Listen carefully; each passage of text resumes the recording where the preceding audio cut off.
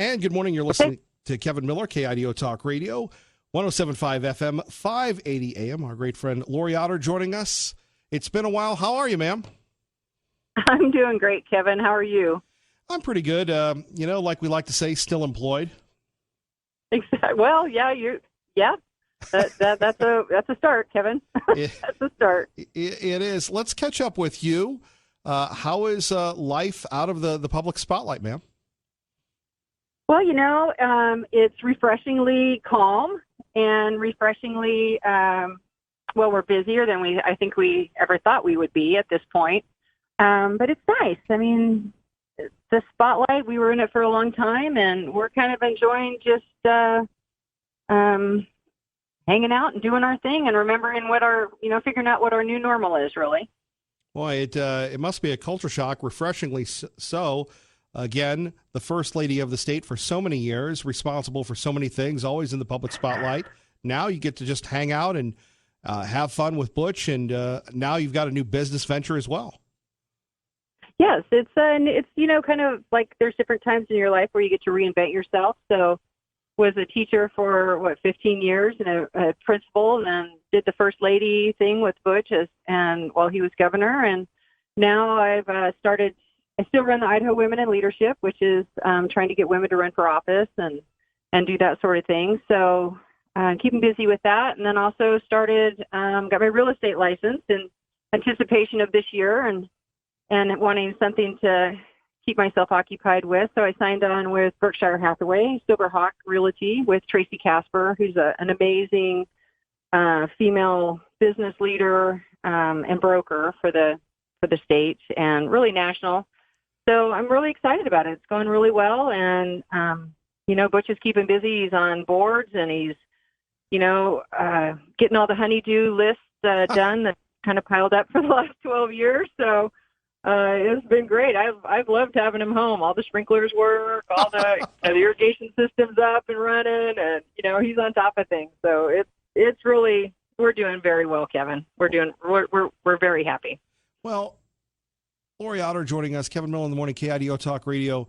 I always have trouble calling you Lori, but I just want to say, Mrs. Otter, I want to say ma'am. So you always help me through this. But let's take a look at life within the public eye now outside of it. Is it a different perspective for you guys? Because again, you guys were, at the pinnacle of state power for many, many years. National leaders would come in. You guys would travel the country being our ambassadors for Idaho. What's it like to, just kind of look at other people running the state now? Well, Brad's doing a great job, and Brad and Teresa are going to find their stride and their pace. And I think they're both, doing a great job, and Idaho couldn't be in any better hands, honestly. And for us, I think it's been interesting because it kind of reiterated how hard it is to get the message out to people who aren't involved in the process, because there's things now that, we're not in that at that level. And so we don't, I guess what I'm trying to say is it makes it very easy to understand how disinformation happens, because if you're not involved in the solutions or the process, you don't always know the whole story. And sometimes it makes you realize how hard it is to get a message out to the public if you're in any type of policy work. That's the biggest thing to me, because if people are busy and they're not paying attention, they may not pay attention until the vote. And we see that now. You really have to work at being informed in your state government and your local government. And if you check out, you miss a lot. And we're still pretty involved in some things, but not at the level that we were. And I can see where it's hard for people to stay involved and know the information that they need to know about public policy. It's really a challenge for our leaders to get that information out in a way that people are able to have that contact with it. Well, do you that makes sense to you at all? Like what you do. I mean, you people listen to your show in the morning. It's a pretty good idea of, what's happening in the valley, what type of policy work's happening, things like that. But if people aren't tuned in, it's real easy to just to go about your life and not, pay attention to things that are going to affect you down the road. Right. That's why we would love to have you on, because now you're in this other world where you're, like the movies, they call it, you're a civilian now, and you're Right, exactly right. You're showing houses, you're hanging with people, you have a life, and yet the issues are still so important to both of you.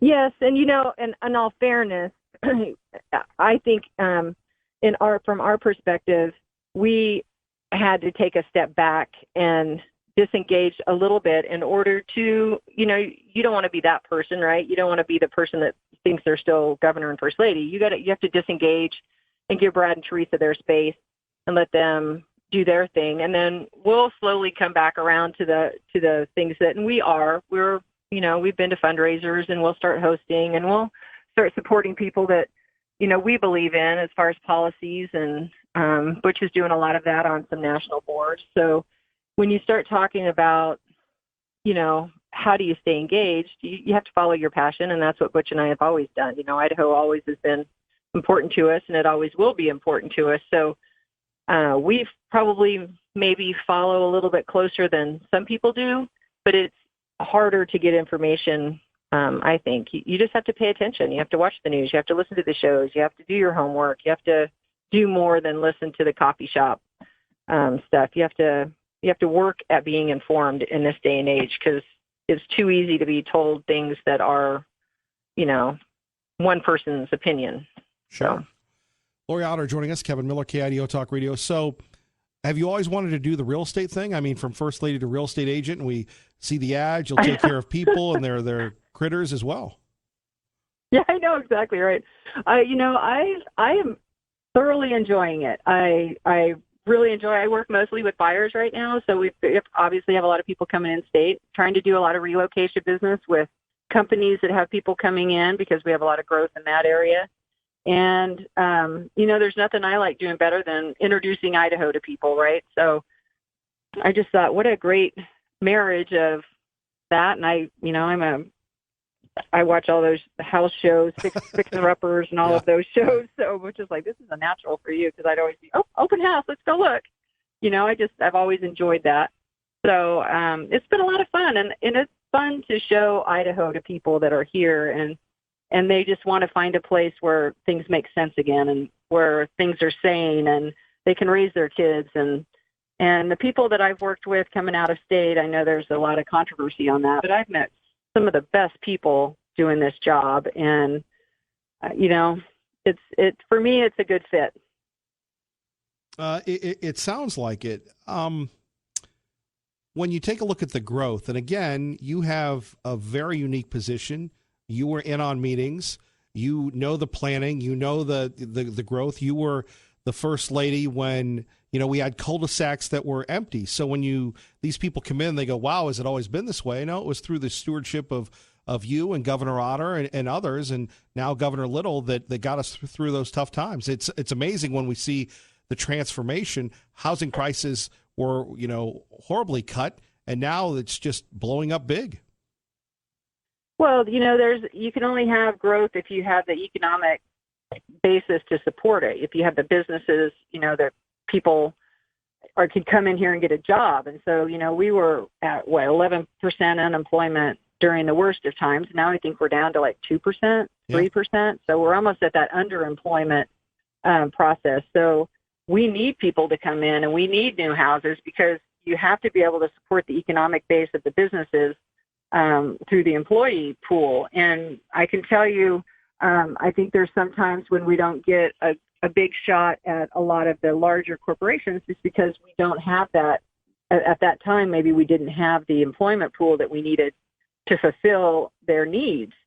And so there's a lot, as long as those two things grow hand in hand, I think Idaho is going to be successful. It's when we go, too heavy on one or too heavy on the other that I think things go sideways a little bit.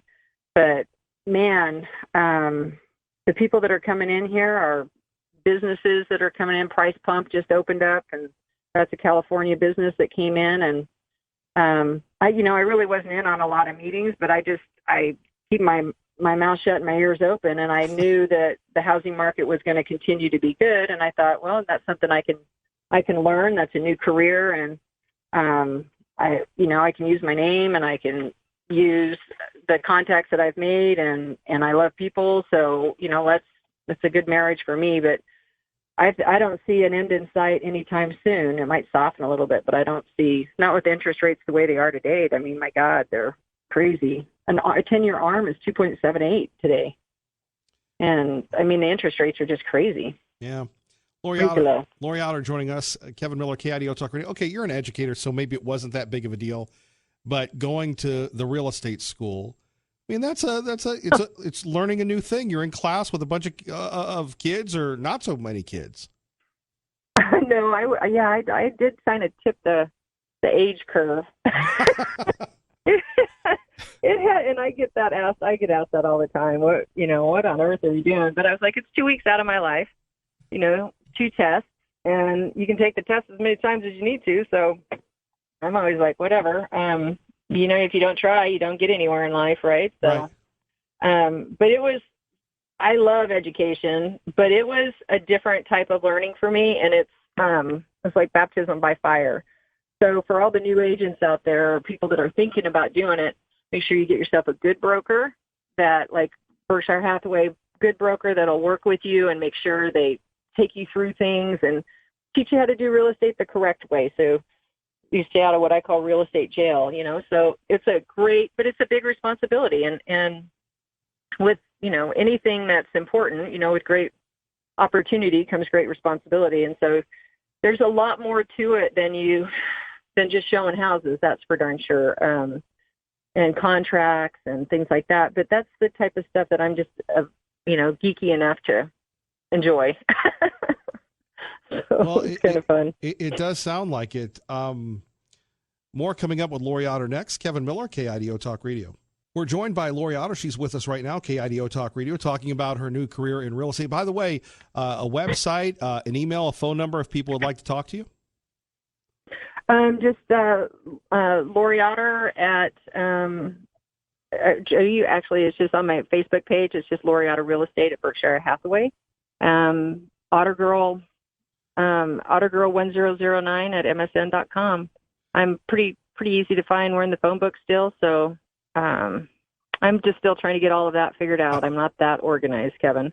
I'm so busy right now that I haven't even had time to do all of that other stuff. So, but Facebook's probably the easiest place to find me, just Lori Otter.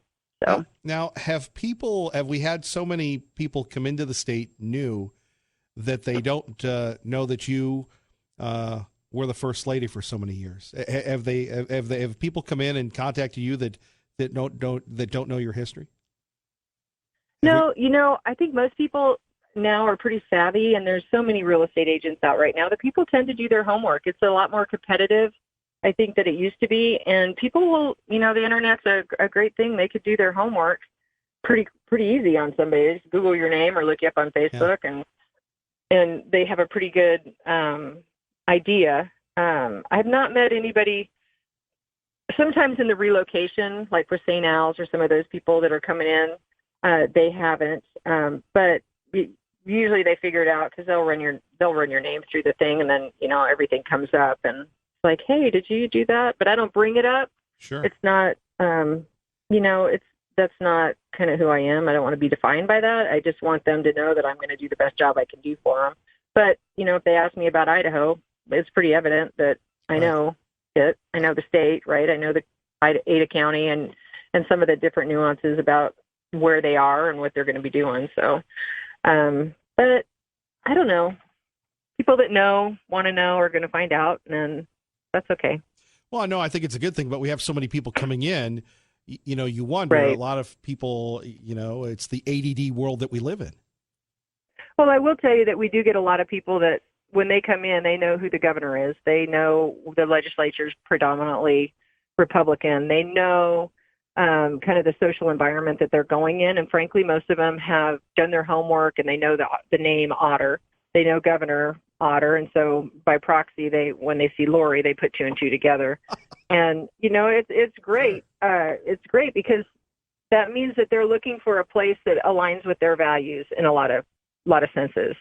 And so I hear a lot about, oh my gosh, all these people coming in. Well, a lot of these people coming in are people that are wanting to be in this type of environment, and they understand what a special place we have. I don't think that they're all coming here to change Idaho. I think they want to be a part of Idaho, and that there's a big difference there. Well, I'm always worried about the libs. Well, as long as we have you on the radio talking about it, I feel I'm safe. I'm in good hands to say things that I can't, right? Oh, you're making maybe now I can, I guess, but you're making me blush that's once just again. When you can say it, and people are listening, you're not supposed to, right? Right. Exactly. So, it's all fun. Let's talk about a passion of yours. You dedicated your life to it, education. Everybody has opinions on educations. When people come in and speak to you about schools and such, your thoughts on education here in the state? Well, I think education in our state, we get a kind of a bad rap on, the cost per pupil that we spend. But if you look at dollar for dollar on the delivery that we get from our system for what we spend on our system compared to like Utah or some of those other even, Massachusetts, some places like that. If you look at our scoring compared to what we spend, we're in the easily top 15% of the nation. So our teachers are out there getting ready for school. I personally, I think we have a very good education system. I think, I'm never going to say that there's never room for improvement, because I think that's a constant evolution of what education is always trying to raise the bar of excellence and what we can do for our kids. But, I strongly disagree with people who come in and say, oh my gosh, our education system's horrible. I mean, if you look at the things that have been implemented over the last 5 years with the governor's task force and a lot of the things that the legislature, the pay raises that we've given our teachers to bring them back up to where they were pre-recession. Like I said, there's always room to improve, but you have to give credit where credit's due for progress that's being made in a process. And I think Idaho is making leaps and bounds in the right directions. And I think our teachers out there run through walls for our kids, and they do deserve to be compensated for that. But, I think when people come into this state, I think they've already done their homework on education. And, as an agent, I can't say, well, this is a good school and that's not a good school, but I can steer them to the places where they can make those decisions on what type of schooling they want for their kids. Lori Otter joining us, Kevin Miller in the morning, KIDO Talk Radio. It's fascinating. We've been going to schools, 20 schools a year since 2013. And as you've pointed out, and a lot of people don't get this, there are great stories of excellence going on in the state. Oh, yeah. People talk about Boise High School, and they are great, but Nampa High School, you have kids going to the Ivy League. And it's just amazing what's going on in public education. The dual credits, how many kids are graduating high school with an associate's degree? The fact that all of our juniors and seniors they take their SAT or ACTs and they get an acceptance letter. They know their junior year what they need to do to get into an Idaho college of their choice. They know which ones they already qualify for before they ever graduate. And they do their online applications. I mean, the things that are going on to get kids to go on to college at the high school level is pretty impressive. The career ladder or the career planning that's happening in our high schools now is completely different than when I was there, and that's only been, 12, 14 years ago. So there's things that are happening. Like I said, there's success stories all over the state, national teacher awards. And, my hat goes off to the teacher that every year goes and has a great year and works with those kids and makes a difference in their lives. Because it's not just about, books and test scores. It's about you have to educate the whole child. That's the big thing. We're raising people, not just doctors, right? So it's a very important thing to have somebody at these different stages of development that care about kids and care about where they are and are willing to meet them where they are to help them move to that next level so that they can be contributing members of society. And there's nothing I enjoy more than going into somewhere and running into a kid that's like, "Oh, Miss Easley, remember I was in your health class, or you coached me, or you did this or that." And I'm like, "Look at you, contributing member of society, paying taxes. So you have a kid, you know what I mean? And they've figured it out and they're successful." I mean, that to me is like the pinnacle of what education's about. You're helping kids figure out how to be people and do something to give back. Well, and we don't give teachers enough credit, it seems. Well, there's in my opinion. Yeah, I mean, but it's really kind of funny if you ask somebody, what do you think of your kids' teachers? They'll usually say they're great. But if you ask people about what education as a whole, right, they're like, "Oh, well, it's not that great. But my teacher's great." Right. Right. So it's kind of that I'll kick my dog, don't you kick my dog, right? And I would basically deck anybody that kicked my dog. But it's kind of people live in their own world and then they compare their world to the outside world. And, comparing anything is always a kiss of death in my book. Everybody's different. Everybody has their own toolkit that they survive every day with. And kids are no different than that. And teachers are no different than that. They're just trying to do the best they can with what they have and provide, do their job. And I think we all need to step up and recognize that a little bit more often. What do you get for being negative? I mean, that's not going to get you anywhere. Now, wait a minute. Some of us have a career of being negative. Yes. Well, but, there's a way to be negative and instructive at the same time. Sure. More so, I don't think you get your audience because you're bashing people all the time and being mean. You're being instructive. There's a difference. I'm going to use that talking point. Thank you. There you go. If you tell people what they want to hear all the time, that's not helpful. But if you can tell people what they, your point of view in a constructive or instructive way, then at least you have a chance at moving the needle. Yep. You don't have to agree, but you can agree to disagree civilly. Agreed. More coming up with Lori Otter next. KIDO Talk Radio. Good morning, Maggie. Kevin Miller in the morning. Our great friend Lori Otter joining us. Real estate agent, first lady, former first lady. I have trouble even saying that. You're one of the rare people that when I speak with you, I just stumble all the time. So, we talk. we were talking about kids and teachers and educators. You worked so hard to be an advocate for that. When you have people coming into the state and again, they do their homework. Like I said, we have great public, we have great private, we have great homeschooling. Education, I found, is about as equal in passion as maybe Boise State football or hunting and fishing. It's an undercurrent. Everybody has a vested interest in the state having kids that stay in high school, that graduate high school, that have the opportunity to go to a trade school or college. Agreed. And I would say that education is everybody that has a passion for it is a product of our education system. So everybody is affected. So, for example, when I used to teach PE, I love PE. I played all sports. My whole family's athletic. If you didn't play a sport, you were looked at funny in our family. But we just loved. That's how we were raised.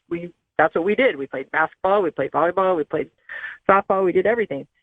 But so I was a PE teacher for a long time in health and English, but primarily PE. And, and I would always be excited about it. And I'd have people come in and say, "God, I hated PE." Well, they didn't have a good experience. And so that has affected their perception of what PE is based on their experience. And that some ways it shapes what their kids' expectations of PE is based on what they hear from their folks. And so education as a whole is the same situation. Everybody who's gone through this system in whatever shape or form comes out with their expectations and their perceptions of what that experience was. And all you can do is say, well, if you had a bad experience, that might not be the norm, or what do we need to do to change it so that doesn't happen to other people?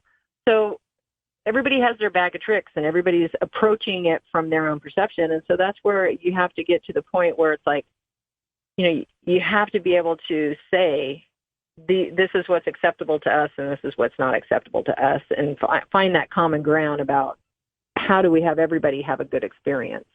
So right, and that's it's difficult. It is, especially when you're dealing with people's kids and they're, so passionate, Right. and they should be about it. Oh yeah, it's the biggest investment that you'll make with your child is where they spend 8 hours a day away from you, and what that environment is, and what the bullying is, and what the self-esteem or self-concept that's being portrayed to your child, and that's what I mean as a teacher. That's one of the biggest responsibilities that I ever had is I realized, yes, I had to teach them, but two, I also had to make sure they were safe and that they were having a positive experience, because in a lot of cases with parents working one or two jobs, I saw their kid more than they did in a day. And so that's a huge shaping of a personality and of a future person that all schools have to take into account when they're educating not just a subject, but educating the whole person. It's a huge responsibility. What do you make of the teacher situation here? It's been well documented. You continue to be an advocate for educators, as we've discussed, but the teacher shortfall, I know the governor, Governor Otter, Governor Little doing their very best. Now Governor Little doing the very best to keep teachers in the state. Well, I think that's, you don't want to put it to pay raise, but you have to remember that teachers have families too. They're making the decisions based on what's best for their family as well as what's best for their career. And so it's kind of hard to say shame on you. I mean, all of us do the same thing in our career. And so I think the more that they can do to keep qualified teachers here, the better off we're all going to be. Our hard part is sometimes we train them up and then they move. But I think that happens in every career. I mean, I know brokers that have worked with agents for 2 or 3 years and got them up and going and successful, and then they move somewhere else. That's just kind of how life is for people. They're making decisions based on what they need to do.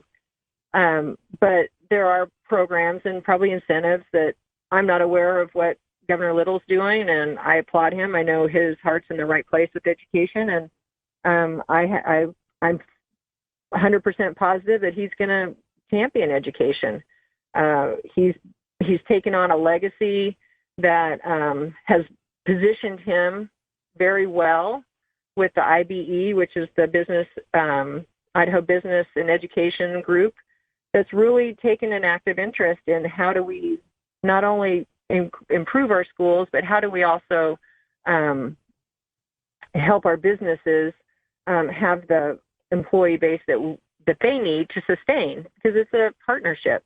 So I have full faith that Governor Little is going to make, decisions with those types of objectives in mind. Well, a lot of people thought that you were going to run for office. Yeah. Well, that's kind of like you run a marathon. You kind of have to wait till the marathon, how painful that marathon was Right. before you're ready to run your next marathon. And I'm not going to rule it out in the future. I might do something, but not any time in the next year or so. Nope. Enjoying my time. And what a lot of us don't understand is the amount of effort it takes to be in the arena. You're meeting with people all the time. Oh my goodness, somebody said this, fundraising, building that coalition. You've been there on the inside. It's not as easy as it looks on the TV. Oh no, man! You're on all the time, and frankly, Butch and I joke that we have people that when we call, they don't answer the phone because they think we're going to ask for money, and I'm like, now it's kind of nice. We can just call and say, no, we're just calling to say hi. We're just trying to reestablish, and connect with you again, because 12 years is a long time to have friendships and things like that, and we've had some friendships that have just kind of eased out, and we've made lots of new friends, but it is fundraising is tough. I think it's just the pace. It's just at that level, it's the pace. So I haven't spent a July home, most of the month of July home, in almost 15 years. And it was awesome to be able to stay home on the 4th of July and not have to go do anything or be on or have expectations of what you're going to do and who you're going to talk to and those types of things. And I'm kind of an introvert anyways. I know you're surprised at that, but I am. I'm kind of an introvert anyway, so it's kind of hard for me to always be on. Butch loves it, but for me, it was always a little bit more difficult to go into a huge group. I'm great one-on-one or with a table of 5 or 6, but you put me into 400 people, and I can do it, but I'm exhausted when I'm done. And Butch he loves it. He thrives on it. So it's a personality thing, and, I wouldn't have traded the experience the last, 12 in the governorship, 6 in Congress. I wouldn't trade that for anything. I've learned, oh my gosh, so much about myself and so much about the state, so much about, sometimes I just don't even realize how much I've learned until I start kind of thinking about all the things we've done. And I wouldn't trade that for anything. And I mean, I'm married to an amazing man that knows the Constitution inside and out. He knows state government inside and out. He knows people. He has the highest, really emotional IQ, relationship-wise and people-wise than anybody I know. And I'm just, I've just been richly blessed, Kevin. And sometimes I sit and think, good Lord, I don't know what I did to get here, but I'm really happy I am. I'm just going to keep going on, just like great, I'm really happy and I'm really content, and I'm looking forward to the next chapter. Well, and we come to a point in life where that is much more important than other things, and you have other people that will go on the trail and do those type of things. And again, we had the biggest governor's race in quite some time a couple of years ago, or last year. It seems like it was longer, but I mean, that, as you just defined, life on the trail. Now, I do have it from some credible sources, though, that you and Butch were out in the public on the 4th of July in Star. Oh, well, yes. We were the grand marshals in the Star Parade. It was fun. Yeah, we ran out of cans. My goodness, when Butch moved out there, there were 495 people in Star. And there's over like 15,000 in Star now. So I sent Butch to buy candy, and not thinking that, for the last 20 years, he's had staffers buy all the candy for the parades. And he comes back with like 3 bags, and I'm like, that's all you got? He's like, oh yeah, it'll be plenty. And I'm like, no, I'm going to go get some more. He goes, it'll be plenty. And I'm like, okay. We ran out like 3 blocks in. Yeah. It was just fact. So I was like, no, Star's not what it used to be, but we had a really good time. We went and watched the fireworks. One of the best fireworks shows in town is a Little Star Park, down there. So it was a great time. We went home and barbecued and drank beer. It was great. No, it is the magic of communities like Star, and each community has their own, idiosyncrasies, their own special magic. And I mean, you've been to just about every place in Idaho? Yeah, my favorite one is still, boy, I tell you what, nobody does 4th of July like Frank Vandersloot with Melaleuca in eastern Idaho. I'm telling you what, that is one of the best fireworks shows east of the Mississippi, or west of the Mississippi. And, I mean, it's huge. And if you've never gone to the 4th of July in eastern Idaho at Idaho Falls, you need to do that next year. I mean, it's 40,000 people on the banks of the river watching the choreographed hour-long fireworks show. It's pretty impressive. It's really impressive. But Stars, always a special place to us. We love Coeur d'Alene and Harrison and all the little towns along up in northern Idaho. So, it's really hard not to find a place in Idaho that we don't have something that we like about it or that's unique about it that we can appreciate. And for the most part, it's the people. You get into rural Idaho, and that's just, they're salt of the earth, in my opinion. Those ranchers and farmers and small towns, and that's just, you get outside of the great state of Ada, and there's a whole other world to Idaho out there, and it's a pretty special place. Coming up next, our final segment with Lori Otter, Kevin Miller in the morning, KIDO Talk Radio. Rolling on the right side, Lori Otter joining us here on KIDO Talk Radio, the app, the FM 107.5 and 580 AM. early on in my time here, we got to know each other, and the audience got to know you. And you come from a military family. The military, your father, his service, being a military brat, has left such an impression on you. Could you share that with us, your love of the military, and why it's so important to support our men and women and their families that serve our country? Well,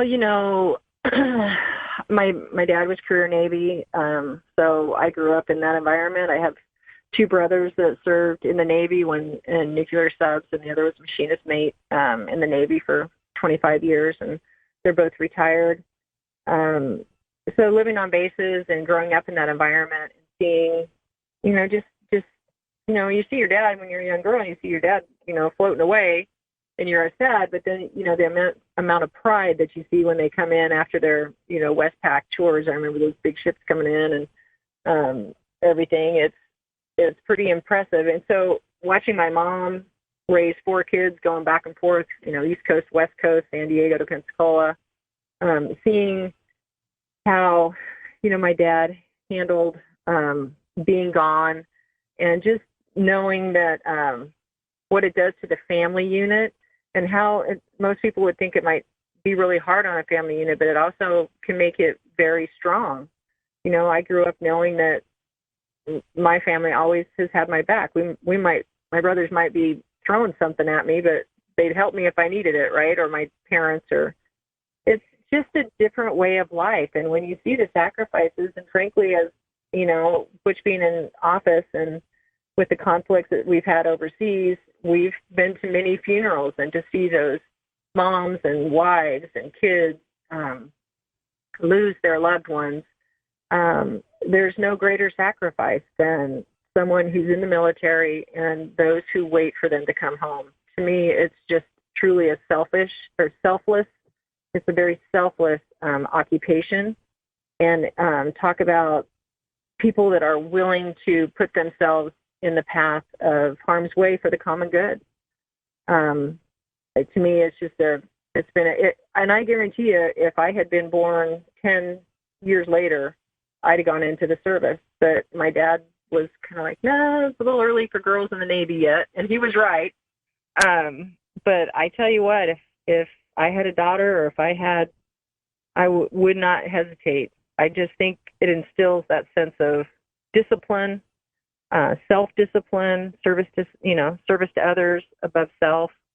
And service is a learned behavior. I don't think service is something that people just wake up one morning and say, maybe some do, but I think you learn service when you're growing up. You learn how to give to other people through your church, through your 4-H groups, where you learn that there's other things more important than you, right?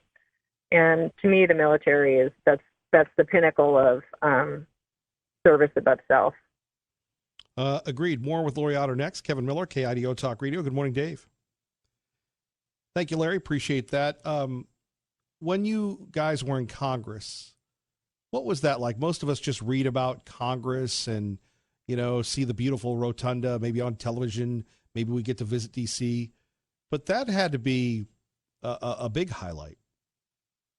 Oh, well, in Congress, in the House, you're one of 435, right? So it's a little bit different than being governor and, party of one, where you're making decisions. Right.